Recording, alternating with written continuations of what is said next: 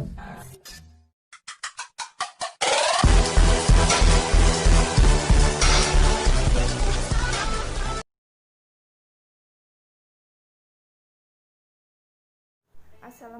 warahmatullahi wabarakatuh.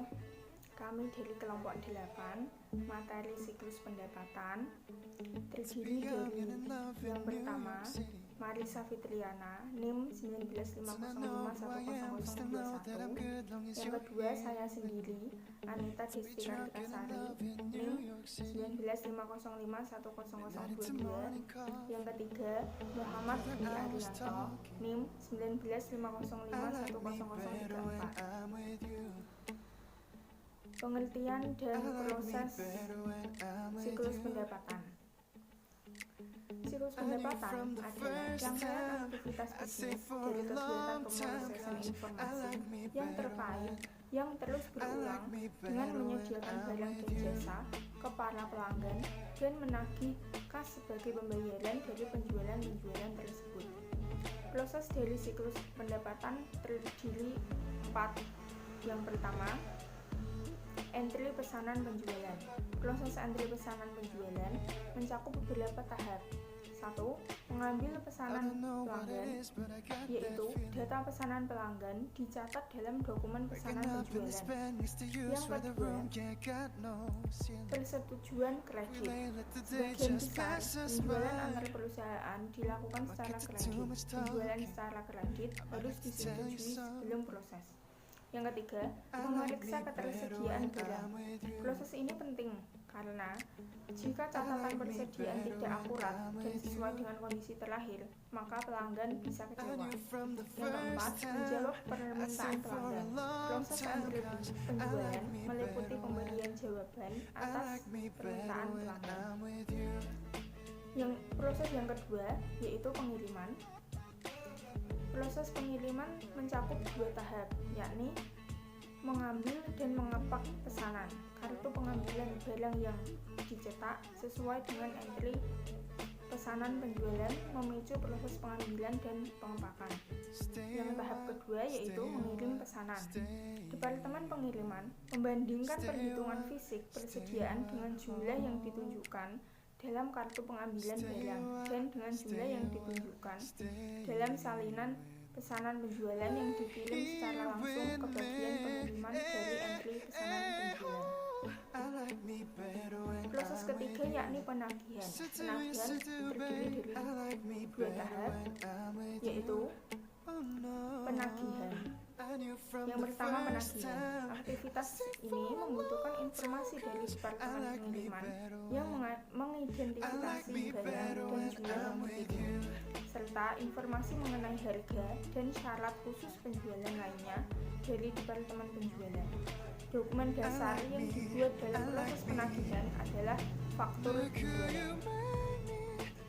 Tahap yang kedua yakni pemeliharaan data piutang usaha. Dalam memelihara piutang usaha ada 2 metode. Yang pertama, metode faktur terbuka, yaitu para pelanggan membayar sesuai jumlah setiap faktur penjualan.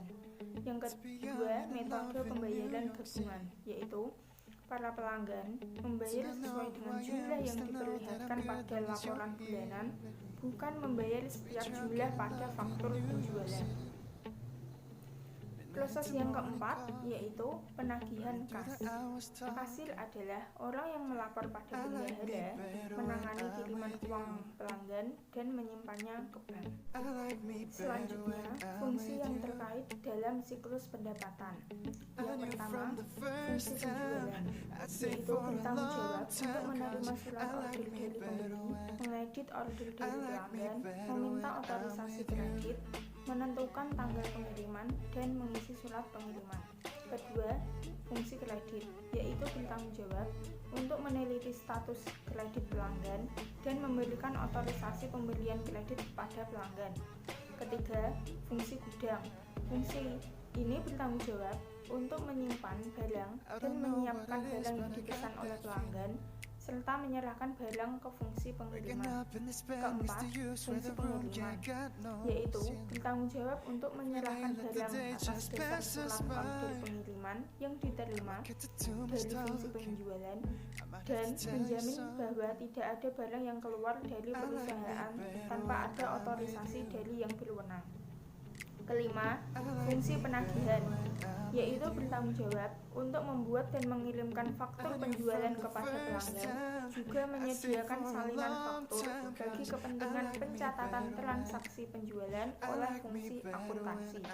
Yang keenam, fungsi akuntansi, yaitu bertanggung jawab untuk mencatat piutang yang timbul dari transaksi penjualan kredit dan membuat juga mengirimkan pernyataan piutang kepada para debitur serta membuat laporan penjualan.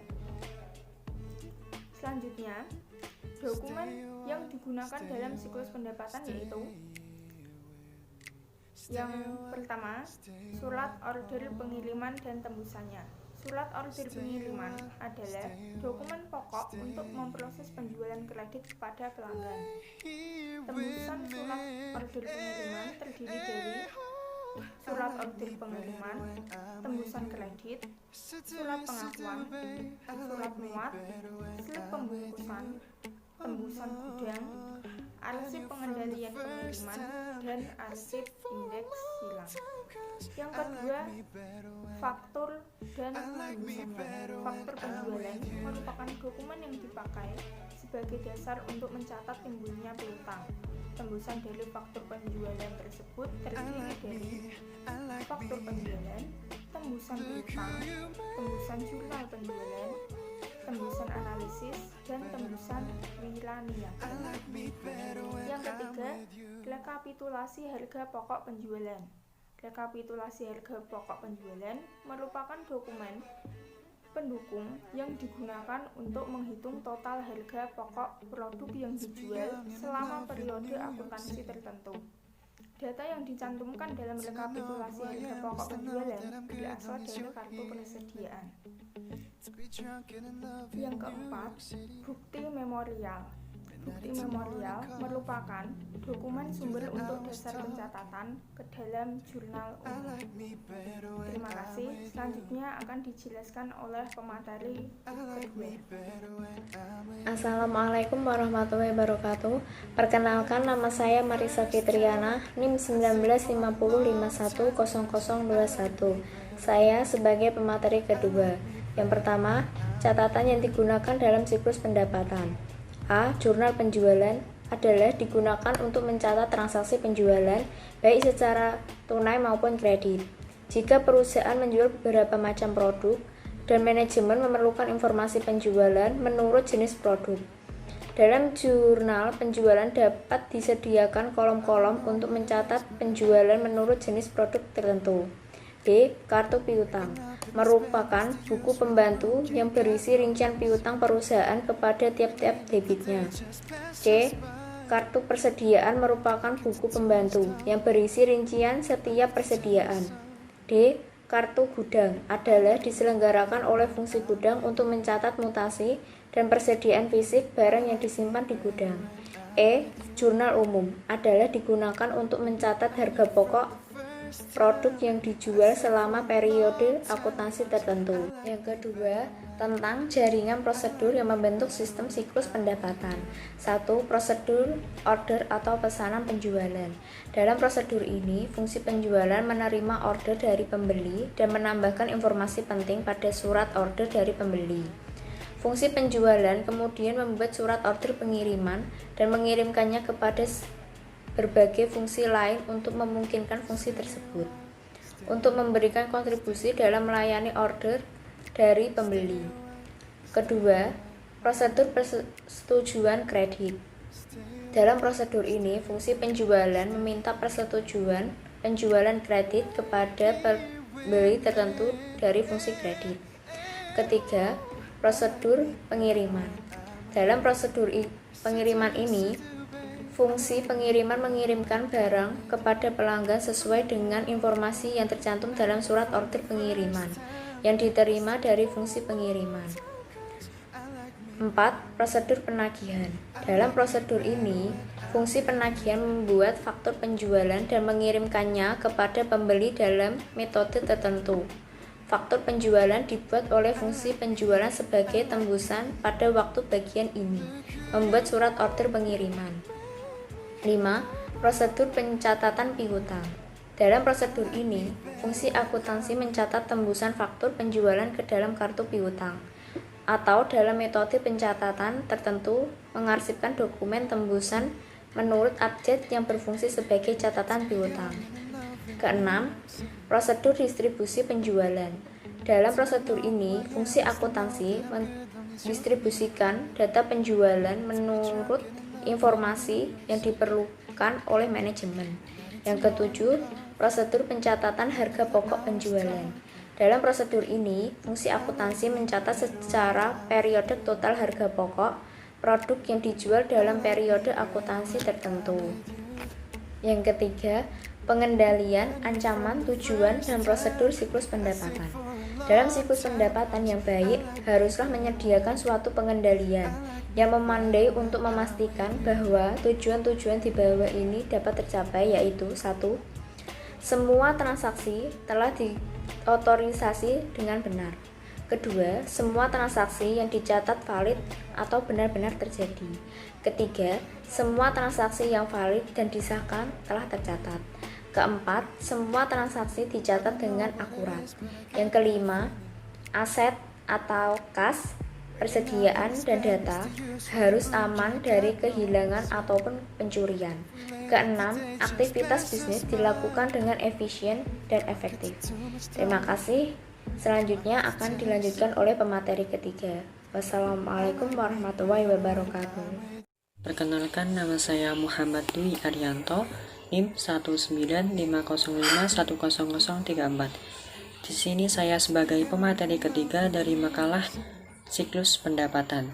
Nah, materi yang ketiga yaitu tentang ancaman dan pengendalian siklus pendapatan.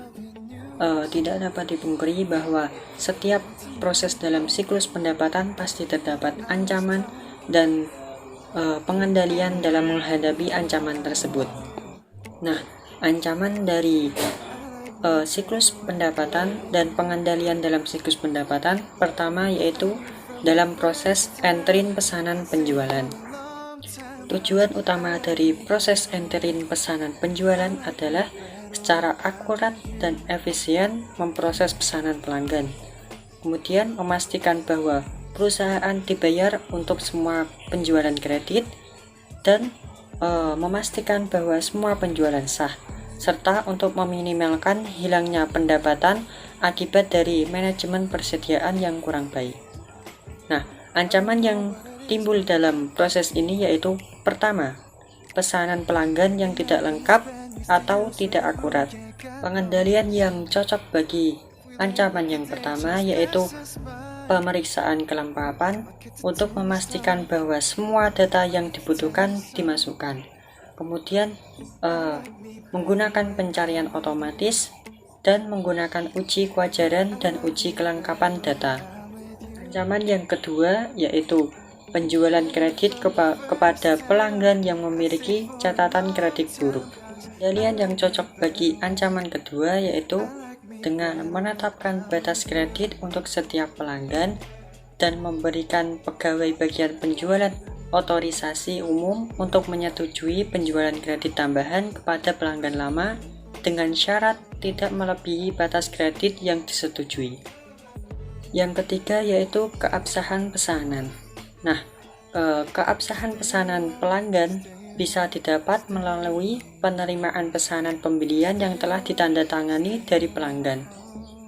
Kemudian yang keempat yaitu kehabisan persediaan, biaya penggudangan, dan pengurangan harga. Nah, cara untuk mengatasi masalah yang keempat ini yaitu perusahaan membuat sistem pengendalian persediaan dan perkiraan penjualan yang akurat. Nah, proses yang kedua dalam siklus pendapatan yaitu pengiriman. Fungsi dari proses pengiriman sendiri untuk memenuhi pesanan pelanggan secara efisien dan akurat, serta untuk menjaga persediaan. Nah, dalam proses ini terdapat dua ancaman. Yang pertama yaitu kesalahan dalam pengiriman. Nah, pengendalian yang cocok bagi ancaman ini yaitu dengan menggunakan aplikasi seperti pemeriksaan violet dan uji kelengkapan, sehingga dapat mengurangi kesalahan secara signifikan. Yang kedua yaitu pencurian persediaan. Nah, prosedur pengendalian yang dapat mengurangi resiko ancaman tersebut yaitu persediaan harus disimpan dalam lokasi yang aman dengan pembatasan akses secara fisik, serta semua transfer persediaan di dalam perusahaan harus didokumentasikan. Kemudian proses yang ketiga dalam siklus pendapatan yaitu proses penagihan. Proses ini bertujuan untuk memastikan bahwa para pelanggan ditagih untuk semua penjualan dan memastikan faktur akurat serta catatan rekening pelanggan dipelihara secara akurat. Dalam proses ini terdapat tiga ancaman, yaitu pertama kegagalan untuk menagih pelanggan. Nah, pengendalian yang cocok dilakukan dalam ancaman pertama ini yaitu dengan memisahkan antara pesanan penjualan, kartu pengambilan barang, slip pengepakan, dan faktur penjualan. Dalam pemisahan tersebut dapat digunakan dengan nomor periodik yang dapat dipertanggungjawabkan. Kemudian ancaman yang kedua yaitu kesalahan dalam penagihan. Pengendalian yang cocok bagi ancaman ini yaitu memberikan harga yang dapat dihadirkan dengan cara memerintahkan komputer menarik data yang tepat dari file induk persediaan. Kemudian ancaman yang ketiga yaitu kesalahan dalam memelihara rekening pelanggan. Nah, pengendalian yang cocok untuk ancaman ini pertama yaitu pemeriksaan validasi atas pelanggan dan nomor faktur. Yang kedua, verifikasi closed loop untuk memastikan bahwa rekening yang benar yang dikredit. Yang ketiga, pemeriksaan filler yang memastikan bahwa hanya nilai numerik yang dimasukkan untuk jumlah pembayaran. Kemudian proses keempat dalam siklus pendapatan yaitu penagihan kas. Nah, tujuan dari penagihan kas ini sendiri yaitu untuk menjaga kiriman uang pelanggan. Sedangkan ancaman yang terdapat dalam proses ini yaitu pencurian kas. Pengendalian yang cocok baginya yaitu pemisahan tugas. Nah, tugas yang harus dipisahkan yaitu dalam menangani kas atau cek serta memasukkan data kiriman ke rekening pelanggan. Nah, seseorang yang melakukan kedua tugas itu dapat melakukan jenis penggelapan khusus. Oleh karena itu, dalam tugas tersebut harus dilakukan pemisahan. Sekian dari saya, kurang lebihnya mohon maaf. Wassalamualaikum warahmatullahi wabarakatuh.